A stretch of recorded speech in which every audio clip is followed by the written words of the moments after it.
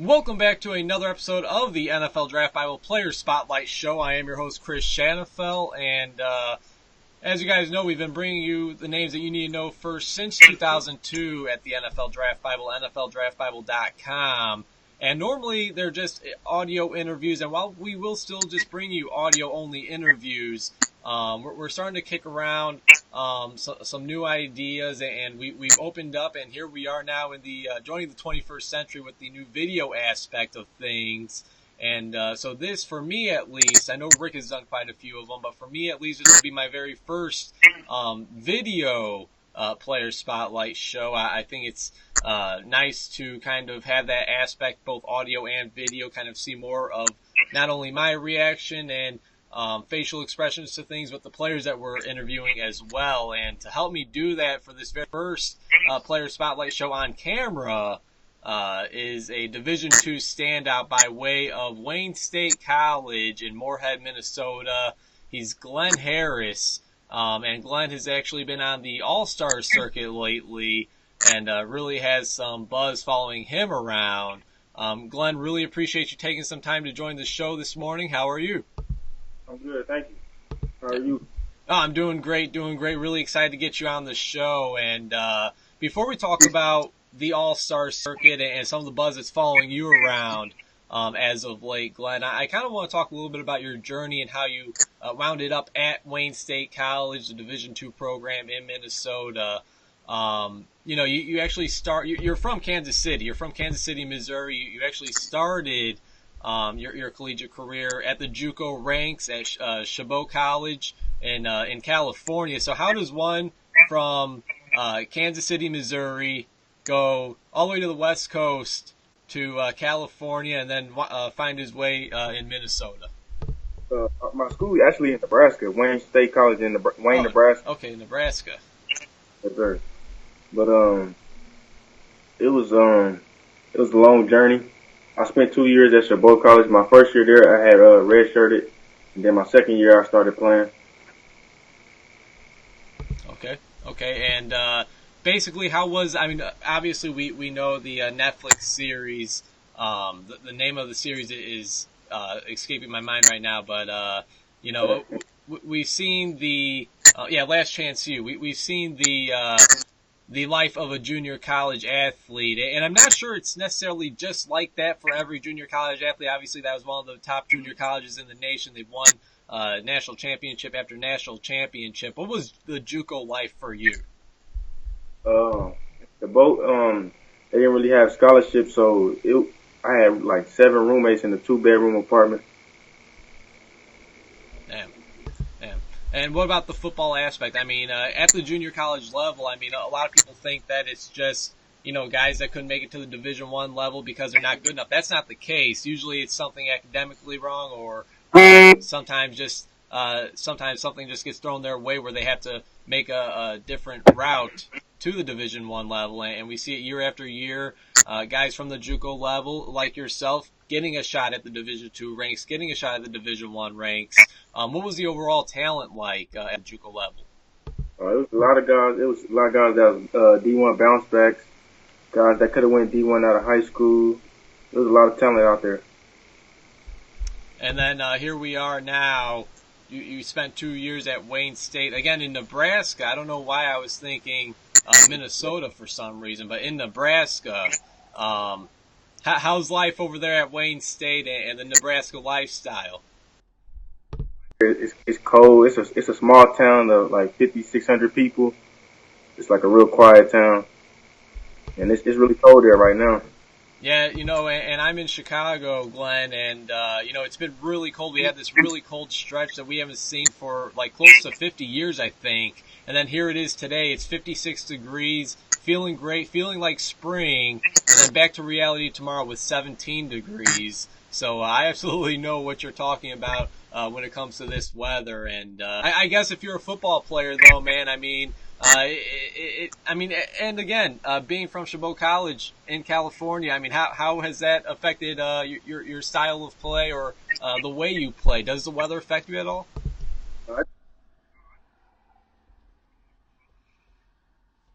Yeah, no doubt. You're going to have to do that. You're going to have to do that with weather. I mean, here in Chicago, we have similar weather there in Nebraska, so I know exactly what you're talking about, Glenn. And, let's talk about these past 2 years at Wayne State, specifically your senior year, man. What were your goals heading in, and when did you kind of know? Again, this is a player spotlight show. You're a 2018 NFL draft prospect. When did you know that you're going to give this pro football thing a shot? Going to my senior year, my goals was to make all conference, all region, all American, and just have my team a winning program. And once I knew I was gonna give this a shot, I've been knew I was gonna give it a shot. It's been my dream since I was a child. But it happened it really hit me after my last game, my senior year, when I got my 8th interception. Once I got my 8th interception, I came to the sideline. Everybody on the team was just league bound, and it was just a surreal moment. And 8 interceptions this past season, your senior year. That'll do it for you. That actually led, or was the tied for the lead for the all of the country, Division I, Division II, whatever. That was actually tied for the lead, number one spot for most interceptions in this season. I mean, how'd you do it? 8 interceptions. Whether that was the most in the country or not, 8 interceptions alone is very impressive. I mean, that's almost an interception every single game. What were you seeing in opposing offenses, and why were these teams not taking a note for Glenn Harris on the field? Or were they, and you were just making plays regardless? Honestly, as I was saying, I was just watching film, a lot of film study, and just reading the quarterback tendencies and see how he take his drops and what he look at once he take his third step and his drop. And I'll say teams they were looking for me, but everybody's still just gonna do their game plan, so they gotta do what they gotta do. Right, no doubt about it. And again, 8 interceptions this past season. Your junior year, I think you were able to prove that you could also make an impact on special teams in the return game. I mean, special teams as a whole, whether it's a returner or not. I mean, how important is that for you as a player? And being from a smaller school, do you know that ultimately that's where you're going to have to prove yourself at? Yeah, I love special teams. I love being a gunner because in high school I played wide receiver, so I like have a nice release out there on the gunner, so I can get down there, beat the corner off the line, and then get down there to the returner. Absolutely. Now, you are a defensive back, specifically a safety first, but you also have the ability to play cornerback. Is that correct? Which do you? Is there one that you actually prefer over the other? I just like making a difference. So wherever one needs to be the difference maker, it doesn't matter to me. But I like safety. I can really just fly around and just pick off. Yeah, I mean, defensive backs as a whole, specifically safeties. I mean, it's always been one of my favorite positions to cover. And, growing up playing Pee Wee ball, that was always the position I wanted to play. Unfortunately, the coaching staff thought otherwise. But love safeties, love a big hitting safety that also has, like yourself, 8 interceptions. You don't get that without having very impressive ball skills. And you see it in the tape, Gary. I was able to watch your tape maybe it was close to a week ago, and then, of course, revisited it last night and this morning. And it just shows when you play that, it's a Division II talent. You're playing on a Division II team, but we see it every year, guys from that rank, or even Division III. It doesn't matter where you play ball. They'll find you, and I think that you're a player, you're a talent that ultimately teams are starting to wake up on, and I think you're certainly on the NFL radar, and I think it was, I got the tweet right here, Thor Nystrom, some of his sources were telling him that you recently spoke to the Green Bay Packers and the Dallas Cowboys. I believe that was at the College Gridiron Showcase this past week. What were those conversations like, and were those the two first teams that you had personal contact with? Yeah, with the Packers, and then I was talking to the guy, one of the scouts, and then we was going over my questionnaire, and I told him I had 8 interceptions, and he told me, that's cute. And then he was like,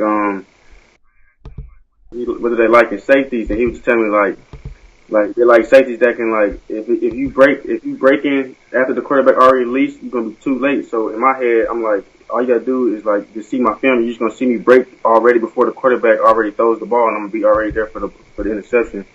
And then with the Cowboys, I had talked to them in my first All-Star game in Daytona, Florida, at the FCS Bowl, and ever since then I just been in good contact with them. My agent knows them really well too.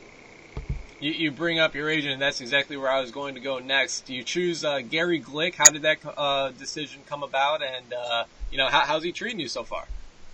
It came upon the NFLPA. We had reached out to each other. I had left him a message at first, and then I guess he was busy, so he had got back to me when he could, and then we started talking. He's treating me really well. I'm training with Rod Jones that went to SMU. He was a first round pick in the 19th draft, and I've just been working out with him. From that same tweet from, again, Thor Nystrom, want to give him credit. 5'11", 185, about a 4.6 40 so far. Is that all accurate? Yeah, that's so far, yeah. And you talk about the combine training and where you're going to be at over these next couple of months. Any idea about the pro day? Will Wayne State be having a pro day? Will you be joining another program's pro day? Or is that still kind of in the works? That's still in the works, but I got my eyes on University of Nebraska or University of Missouri since I'm from Kansas City, Missouri. Okay. But mainly University of Nebraska since I played in Nebraska. Right. Yeah, and you see it all the time that, these programs will welcome in guys from smaller schools to get a look at their program. Being here in Illinois, I go to Northwestern's Pro Day all the time, and they always welcome in the local schools, which is always great to see, and always great. And you see these guys get an opportunity just based off of that Pro Day, and these scouts learning who these players are, so you never know which of these opportunities could really pay off big time, whether it is that FCS Bowl, whether it is the College Gridiron Showcase, or the whatever Pro Day it is you decide to attend. What are the numbers? Specifically 40. That's where a lot of these guys are making their money at, they say. But what about, some of the other numbers as well? The vert, the bench press. I mean, what are some of the numbers you kind of look to put up at your pro day? I'm looking for like a 38 or higher vert, and I should have a good shuttle because I got a good change of direction. I should be able to get a 4.5 40. Okay. All right. And obviously as a safety, I mean, that's you want that. You don't need a burner, but you do want to show that you can. You're the last line of defense back there, and if things go wrong, they're going to be looking at you to make that special play. I'm nowhere near being. I'm nowhere near a scout. I do love specifically small school football. I love all types of football, obviously. But let's say when an NFL scout turns on your tape. I mean, what are a couple of the intangibles? What are a couple of the things they're going to see really flash out on the film when they turn on the tape of Glenn Harris? Not playing the ball, my reading reaction, just my game speed, and just my awareness. I see the play before it even happened. I think that's why I didn't even happen. Again, 34 tackles, 2.5 tackles for loss, 8 interceptions, and you can see the stats right down here on the bottom of your screen. 8 interceptions, tied for first in all of the NCAA, 4 pass deflections, a forced fumble, and a fumble recovery. Talking about your time at Wayne State, Glenn, I mean, what is the one play that really stands out to you, 10, 15 years down the road? What's going to be the first play that pops in your mind when you think of your collegiate career? My 8th interception. It's the first play on my highlight tape, and it's just pure. I just read the quarterback. It was a 3-step throw, and he just let it in the air, and I got to come down with this one. And that you did. Again, 8 interceptions, tied for first in all of the country. Division II, I love it. I love Division II football. But what was the talent like there in that conference, playing at Wayne State, and who? Maybe not. If you don't know their name, that's fine. But who would you say is one or two of the best players you played against in your 2 years there? The playing at in the Northern Sun Intercollegiate Conference, NSIC, State, Mankato, University of Sioux Falls, Winona State. All those schools was top 10 this year in D2, and it's a good conference. It's really underrated to me because it's all like mid. It's like MIAA, all them known. But this year, the NSIC was really on the map because with those three teams in the top 20, top 10, really, and we competed good against them. But this year, the two best players I played against, I'll say Dominique Bonner from University of Minnesota Duluth, and then I'll say Jason Towns from University of Sioux Falls, a little small running back. He was really quick. Okay, sounds good. Now, Glenn, this is actually a question that I'm going to steal from my friend Beau Marchant from College to Pro, collegetopro.com. He also does these prospect interviews, and this is a question that was very creative, and I really liked it, and I'm bummed I didn't think about it first, and I promise, Beau, if you're listening, I won't steal it for every show, but Glenn, I'm curious to hear your answer. For a couple of years now, the NFL has been really big on the cleat design. I forget exactly what they call it, but they have one specific week where you could put just about anything on your cleats. Design your cleats and have it represent anything you want. If you were to customize your own a pair of cleats and customize a pair of cleats before a game, I mean, what would be the meaning behind that? What would you represent on your cleats? Honestly, I represent single mothers because growing up, my mom was a single parent mom, and she carried the workload for 3 kids. So I just support all the single mothers doing it on their own. Hey, man, and I respect you right there, man. I respect that answer. I know how it feels as well. My father passed away at a very young age, and my mom she helped grow 3 young men, including myself and my sister as well. So I love it, man. I love that representation and really respect that a lot. Now, let's say you have to sell yourself, Glenn. Let's say you have to, you have a USB port with your highlight tape on it, and you have to kind of sell yourself to an NFL scout. Hey, check this out, and they say, why should I check that out? And basically, what I'm leading into is if you were to compare yourself to an NFL player, whose game kind of shadows yours the most? What I'll sell myself is I'll say I'm a playmaker on special teams. I'm dynamic on special teams. I can change the momentum. I can get down there and get them inside the 20 or cause a fumble on punt team, or I can play on the front line of the kickoff return. And then I can play corner out wide on jammer and hold them up enough for the returner to get the ball. And then I say like on defense, somebody that's just really instinctive that's just gonna communicate with his teammates and know what my job and know what my help is, and just trick the quarterback as I can and just make a play. Nice. Well, you're coming off of a big week in Addison, Texas, Glenn. What exactly are your plans now leading up to the draft? What's next for you on your schedule? I'm just gonna be training every day, working on my speed, pulling sleds up hills, running with the sleds. Just a lot of shuttle running, getting my endurance up, and then just crafting every day, working on my back pedal, flipping my hips and stuff like that, and continue to catch. And final question for you, Glenn, before I let you go, really appreciate you taking some time this morning. Let's say we have all 32 NFL teams tuned in, and this is kind of like an answer that I just asked you a minute ago. Let's say all 32 NFL general managers, they're tuned in, they're locked in, listening to this very interview. Why should they want the safety, the defensive back out of Wayne State College, Glenn Harris, a part of their organization?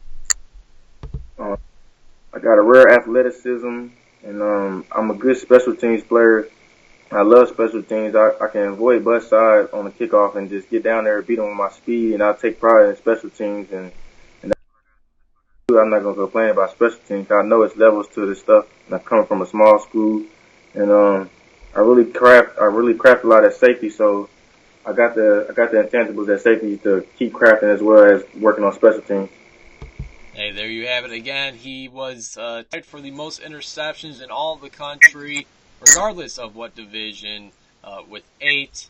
He's Glenn Harris, the defensive back out of Wayne State College in Nebraska, not Minnesota. I don't know what I was thinking. In Nebraska, coming off of a big week at the CGS, at the FCS Bowl. And next stop is hopefully a Nebraska Pro Day, and then a shot in the pros. Glenn, really appreciate you taking some time this morning. Any final words? No, thank you for having me. I appreciate it. Absolutely, my pleasure, man. Best of luck to you. Thank you.